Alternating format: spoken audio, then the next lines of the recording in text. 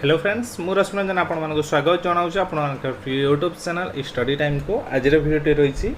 Target 44,228 GDS जोटा कि आपर ग्रामीण डाक सेवक तो तार वैकेंसी आसी सारी तो बिना एग्जाम रे ऑलरेडी आपण मैंने जानी थे एग्जाम आपर कौन ना तो मार्क बेसीस आपर सिलेक्शन रहिबो तो 15 जुलाई माने आज डेट रू आपर अप्लाई स्टार्ट हो जाऊँ तो अप्लाई आपण मैंने करनियंतु जो मानकर मार्क अधिक रही कौन अप्लाई क्राइटेरिया रही 10th पास जो मैंने से माने ही अप्लाई करें तो मिनिमम एलिजिबिलिटी रोचे 10th पास माने आपण मैंने 10वीं श्रेणी एग्जाम पास करथिबा दरकार तो सिलेक्शन क्राइटेरिया केमिति कौन एग्जाम तो हेनी कौन क्राइटेरिया डॉक्यूमेंट्स कौन दरकार सैलरी केते केमिति अप्लाई करेंगे और अप्लाई फी केते सब विषय डिटेल्स आज वीडियो आम डिस्कसन करेंगे तो चलतु लेट नक वीडियो स्टार्ट करनबा तो ये पर्यटन जो मैंने आम चैनल को सब्सक्राइब करना सर्वप्रथम आम चैनल को सब्सक्राइब करनी ता सहित वीडियो डिस्क्रिप्शन में टेलीग्राम चैनल लिंक अच्छी क्लिक करके टेलीग्राम रे जॉइन कर जातु जो द्वारा ये सब न्यू जॉब रिलेटेड इनफॉरमेशन आपण मैंने आमर टेलीग्राम चैनल ही पाइपर ता सहित जो इनफॉरमेशन आसार पीडीएफ आपको टेलीग्राम रे अवेलेबल हो सहित जहाँ अपडेट आसो टेलीग्राम रे मिल जाए तो वीडियो डिस्क्रिप्शन में टेलीग्राम चैनल लिंक अच्छी क्लिक करके आप जॉइन करेंगे तो देखो डिफरेंट सर्कल ले आपंकर पोस्ट बाहरी आंध्र प्रदेश आसाम बिहार छत्तीसगढ़ दिल्ली गुजरात हरियाणा एमती डिफरेंट सर्कल आसी ओडिशा आपंकर रही ओडिशा रे आपंकर अनरिजर्व पोस्ट जोटा कि रही 1049 तो टोटाल पोस्ट आपंकर अच्छी 2477 ओडिशा कथा कहूँ तो होल टोटाल इंडिया रे आपंकर पोस्ट अच्छी 44,228 होल टोटाल पोस्ट अच्छी जोटा कि यहाँ आपर ग्रामीण डाक सेवक जोटा कि जीडीएस आपण मैंने देखिपे तो यहाँ आपर सेंट्रल गवर्नमेंट तरफ ग्रामीण डाक सेवक जीडीएस ऑनलाइन एंगेजमेंट शेड्यूल जुलाई 2024 तो आपर आसी सारी कौ कैटेगोरी आपर पोस्ट अच्छी ना branch postmaster BPM assistant branch postmaster ABPM और डाक सेवक तो एमती आपर पोस्ट आसी अप्लाई केमती करेंगे ना आपर इंडिया पोस्ट जोटा कि gds.online.gov.in को जाके आपने अप्लाई करेंगे डिटेल्स मुझे कहीदेवी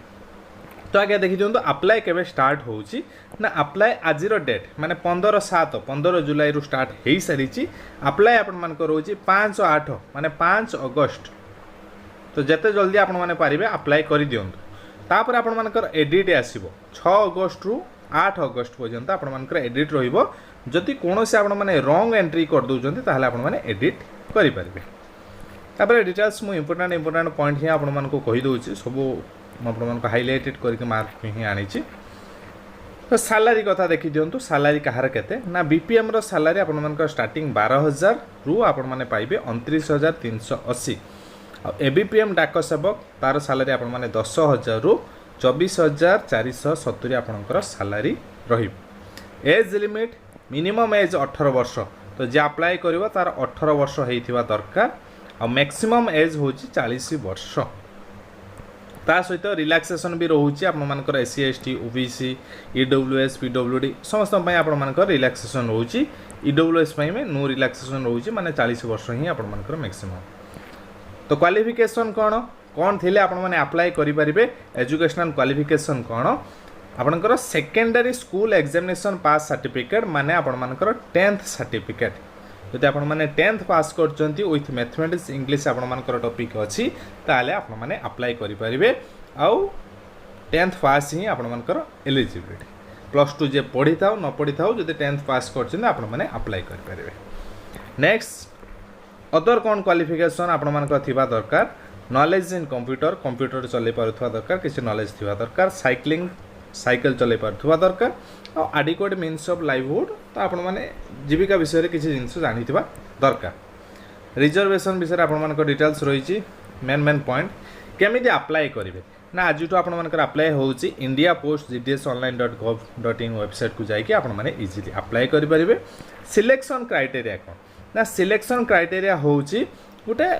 सिस्टम जनरेटेड मेरिट बेसिस तो मेरिट पुणी केमिति आसीबो से जो मेरिट लिस्टा केमिति आसीबो The merit list will be prepared on the basis of mark obtained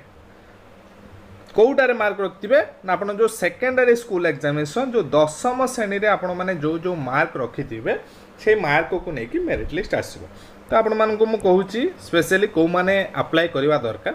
ना 85% एबव तो जो माने रखिचंते अप्लाई करिवे। तो 90 एबव जो माने मार्क रखिचंती परसेंटेज कथा कहूची तो से माने मस्ट अप्लाई करंतु कहीं आपण मानको बिना एग्जाम रे जीडीएस रे जॉब इजिली आपण मानको मिल जो जॉब मिलवा आजकल बहुत कष्ट हेलानी तो इजिली आपण मानको मिल पारिबो। तो जो माने 10th रे अधिक अधिक मार्क अछि तो ऑब्वियसली से माने अप्लाई करंतु। आ एप्लिकेशन फी भी आपण मानको देखे दोची एप्लिकेशन फी सेमिति नाही कौन कौन डॉक्यूमेंट दरकार आगे देखि दियंतु। अप्लाई कला बेले आपण मानको निजर मोबाइल नंबर दरकार ओटीपी आसीबो गोटे वैलिड मेल आईडी दरकार जोटी कि ईमेल को भी ओटीपी आपनकर आसीबो आधार नंबर दरकार इफ अवेलेबल कंपलसरी नो आउ आपण मानकर 10th सर्टिफिकेट दरकार जो थी कि आपण मानकर बोर्ड आ पासिंग ईयर आपण मानको दवा पई पड़िबो। ता सहित आपणकर फोटो गोटे पासपोर्ट साइज फोटो अपलोड करेंगे जार साइज 50 KB रु कम थिबो सिग्नेचर अपलोड करेंगे जार साइज 20 KB रु कम थिबो। तो पेमेंट ऑफ फी देखि दियंतु केते ना ए फी ऑफ 100 कहा पई रोची ना नॉर्मल पिला मानक पई अनरिजर्व एससीबीसी ए पिला मानक पई अनरिजर्व आ ओबीसी पिला मानक पई रोची केते ना 100 टंका किंतु एग्जामिनेशन फ्री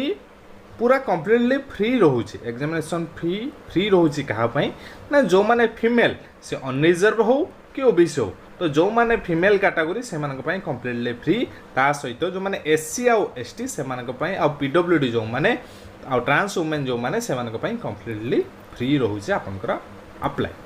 तो ऑब्वियसली एई माने निहाती अप्लाई करंतु आ जो माने अनरिजर्व भी बेसी नाही 100 टंका रहिछि आपण माने अप्लाई इजीली करंतु आ फीमेल एससी एसटी तो अप्लाई करंतु निज मोबाइल रे भी आपण माने अप्लाई करि परिबे साइबर कैफ जीवा भी दरकार नाही म आपण मान को अप्लाई रे डेमो मध्ये देई देबी काली मॉर्निंग भीतर तबरे आपण माने इजीली अप्लाई करि परिबे। तो ए आर रहिछि ही आपण मानकर डिटेल्स तो वेबसाइट को जाई कि आपण माने अप्लाई करि परिबे। तो निज निजर सर्कल जो सर्कल स्पेशली आम जेहेतु ओडिशा को बिलोंग्स करछंती तो ओडिशा सर्कल रे ही आपण माने अप्लाई करिवे। तो जेहेतु आपण मानक किछि भी समिति सिलेक्शन क्राइटेरिया नाही एग्जाम नाही जस्ट 10th मार्क को नहीं आपण मानकर सिलेक्शन रहउची। तो जो मानकर एबव आपण मानकर 85% मार्क अछि तो मस्ट आपण माने अप्लाई करि नियंतु। तो वेबसाइट मध्यम आपण मानक कहि देली टेलीग्राम रे डिटेल्स पीडीएफ मु आपण मानक ऑलरेडी प्रोवाइड करि देइछि आपण माने पाई परिबे। तो रही वीडियो रे जहाँ भी इनफॉरमेशन थिला आपण मानक शेयर करछि जदि वीडियो आपण मानक पई हेल्पफुल अछि वीडियो को लाइक करेंगे शेयर करेंगे एवं आम चैनल सहित जोड़ी रहा आम चैनल को सब्सक्राइब करेंगे। रही पुणी देखा नेक्स्ट वीडियो रे धन्यवाद।